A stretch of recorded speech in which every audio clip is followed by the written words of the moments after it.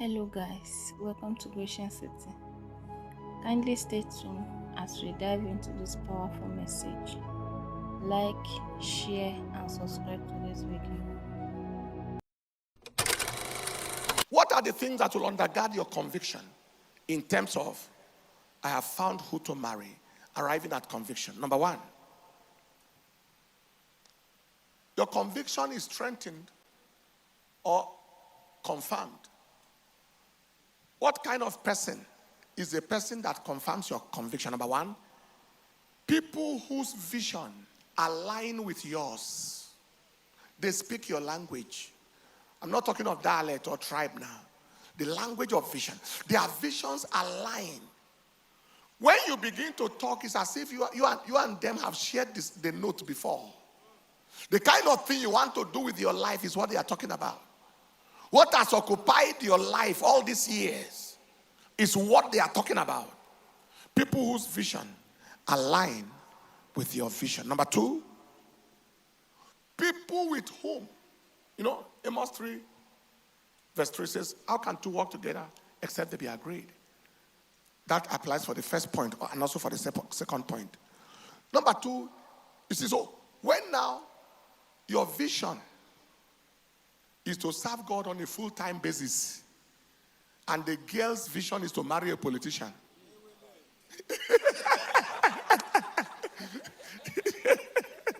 He said, they will. And you want to convince her that no, it is pastor you want to be. No. I've seen some young girls married pastors. And the question I ask is, when you were growing up, did marriage to pastor occur to you? If it never occurred to you at any time that your husband could be a pastor or that you could be in ministry, why is it occurring to you now? Is it for shortage of husband?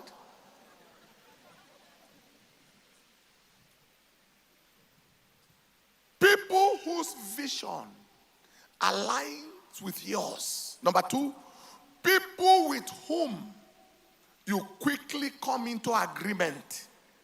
Quickly. You know that this man or this woman is yours. If you quickly come into agreement on matters. Because the Bible said, two cannot walk. How can two walk together except they be agreed? From day one, you are arguing on things. We are not talking about marriage yet. You are still in courtship. You can't see, you don't see the same thing. If you see things opposite. Conviction is not solid. People with whom you quickly come into agreement. Number three, it is people in whose presence you find peace and rest. The man that is your husband, the woman that is your wife, in their company you find peace, you find rest. It is not stress. I shared that with you already, Psalm 85, and in verse 8, the Lord's leading is peace. You find peace, you are at peace. When you are hanging around somebody and all you have is tension, pressure, agitation, worry, something is wrong. Fourthly, it is people with whom you see the future. You can see a future with this woman. You can see a future with this man. He may not have money today. He may not look like he has anything now. But with this guy, you perceive a future. I didn't have a car or have anything when my wife met me, but she saw a future. Massive future. He said it turned out more than she saw. Truly. That's true. Do you understand what I'm talking about? You should see a future. When you are connected to somebody, you can't perceive any tomorrow. That is, by the time tomorrow arrives, marriage is over. You don't see 20 years together. You can't see 25 years together. You can't see forever together. People with whom you see a future. Ruth chapter 1 verse 16. Ruth saw her future with Naomi. Your God shall be my God. Where you die, I will die. Nothing, me and you, nothing can separate us. It's like sun and shadow. It's like tortoise and shell. Where you die, I will die. Nothing. I am tied to you for life. In fact, your husband or your wife is the person you don't see a future without. Yeah. Literally. Like Ruth. It's like, I cannot foresee a future if I'm not, without you being in my cycle. You see a future together, you literally can't see a future without.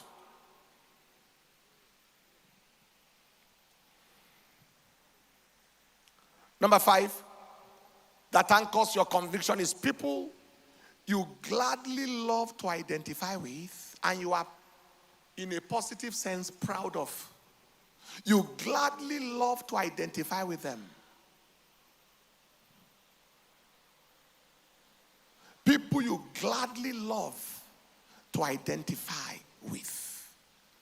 Joseph of Arimathea came out to gladly identify with Jesus, even in death.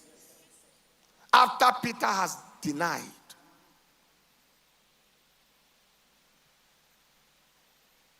Thomas, who denied? Peter denied. Thomas doubted.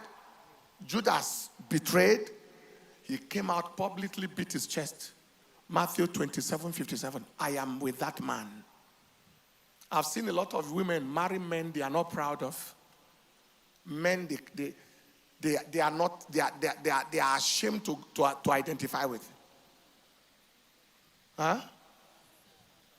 One woman told a story. Very, very, very, very funny story. The story is not funny. Sorry, I'm using the wrong word. Very, very bad story.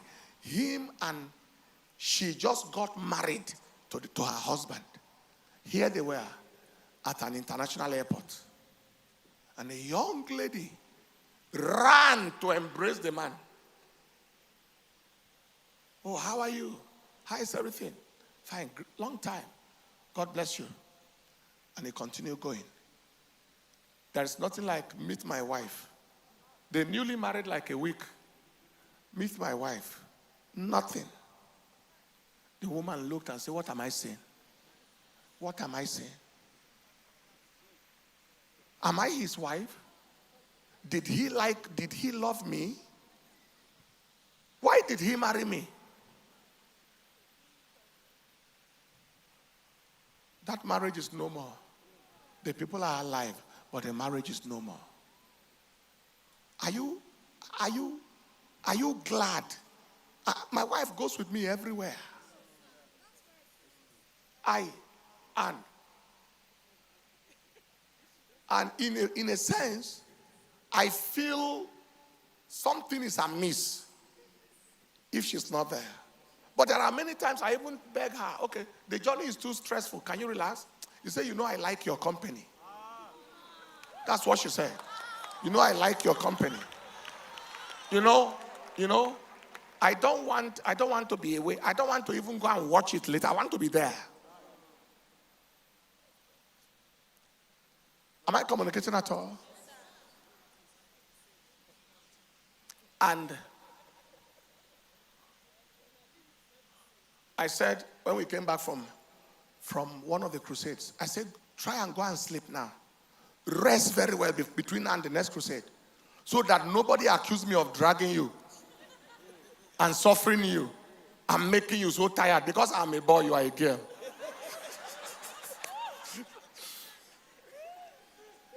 She said, okay, supposing I say I will not go with you. I said, no, it's not possible. You are going.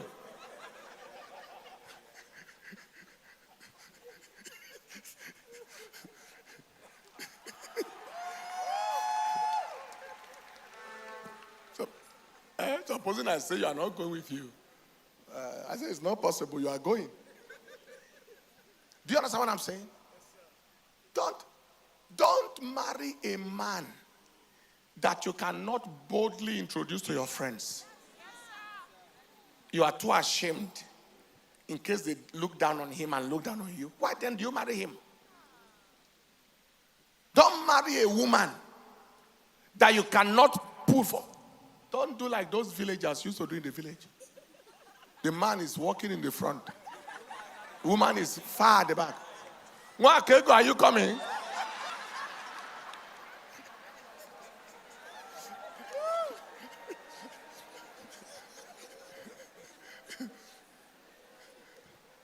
You know those local, are you coming? If I too.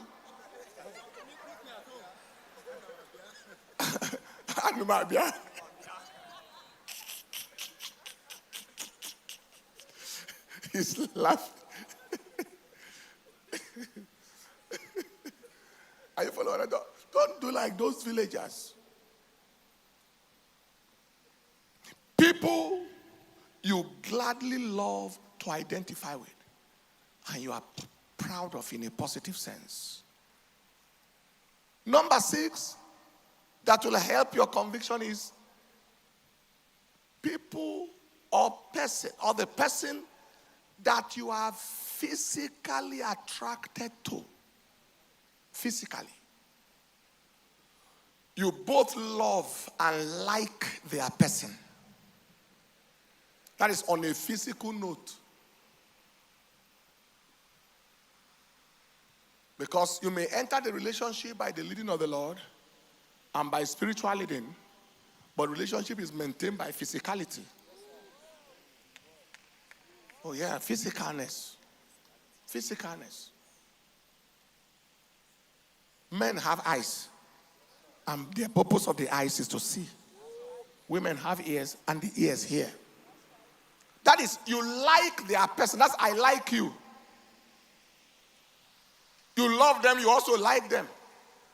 Love can be highly spiritual, but like is highly physical.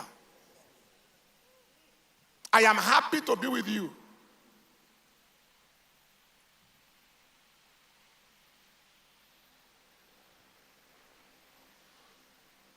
Let me not use more words because we're in internet days.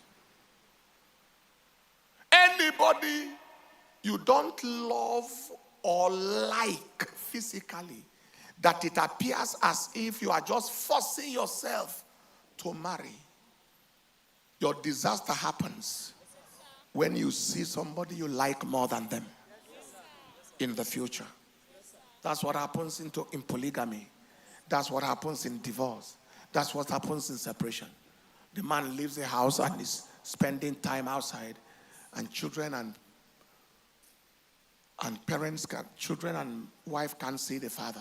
Vice versa. Like marry whom you are physically attracted to. You love them, you like them. It will help your conviction. Taking so much time on this, but how many of you think it's important? You think it's important? Finally, there should be people you can vouch for in terms of their relationship with God, character, and trustability. They are trustable. People you can vouch, that is you, not anybody. Not anybody, that's you yourself interacting with them. You can vouch for them in terms of their relationship with God, character, and trustability. That is, you can confirm that you are in relationship with a genuine Christian. You are in relationship with a true Christian. When the man begins to ask you for keys, that is when alarm should begin to blow in your head. You are not married. When the girl is saying, "Are you a man at all?" and all of that, alarm should be ringing. When you and him went to buy something and they overpaid him, he kept the change. That is when alarm should be ringing in your head. When he's making a phone call, he's in Wuse Market, and you are standing with him. Yes, I am at the airport now. I'm trying to find out. I want to find out the flight that I told you. I told you I'll be coming. I'm at the airport. And you are standing with him.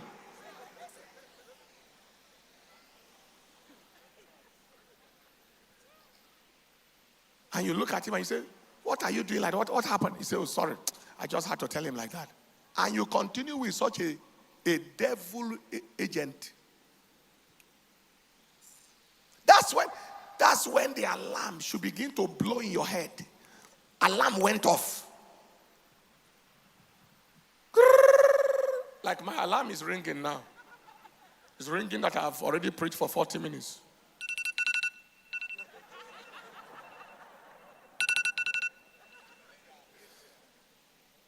What will I do now?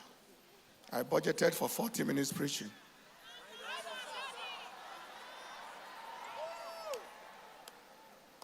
Hallelujah. You see, when alarm rings, you take action. That's what I'm doing now. But you cannot vouch for this person. He's not only lying to people, he's lying to you. And you are seeing it. You can't vouch for his character. You can't vouch for his trustability, that this person can be trusted. Whether they are man or woman, your conviction is not sure. It shakes your conviction. These 7 tests, I gave you 4 tests, and under these 4 tests, I gave you 7 things. 1 Timothy chapter 4 verse 12, he said, let no man despise your youth, but be thou an example of the believers. That is, the person you are marrying should be an example of the believer. In word, in conversation. Conversation means manner of life. In charity, in spirit, in faith, and in purity. Somebody say aloud, amen.